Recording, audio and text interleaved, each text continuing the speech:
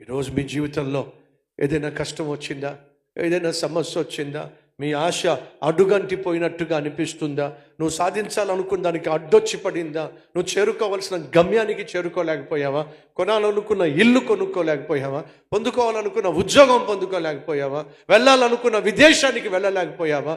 అలా వెళ్ళలేనప్పుడు సైతాను వచ్చి ఏమన్నాడో తెలుసా? ఏం చేశాడు నీ దేవుడు అన్నప్పుడు నువ్వు కూడా వంతపాడి, ఏంటి ప్రభువా ఇది, నేను నమ్ముకున్న పుణ్యానికి, నీ పాదాలు పట్టుకున్న పుణ్యానికి, నీ మీద ఆధారపడిన పుణ్యానికి ఏం చేశావు? ఈరోజు మార్గాలన్నీ మూసిపడేశావు, అడుగు తీసి అడుగు వేయలేని పరిస్థితి తీసుకొచ్చావు. ఏమిటిది? ఎందుకైనా నేను నమ్ముకుంది అని నువ్వు ప్రశ్నిస్తున్నావు. కానీ సమస్తము ఎరిగిన దేవుడు, సమస్తాన్ని చూస్తున్న దేవుడు నీ క్షేమాన్ని కోరాడు. కాబట్టే నువ్వు ముందు ఒక అడుగు వేయకుండా దేవుడు ఆపేశాడు. ఎందుకో తెలుసా?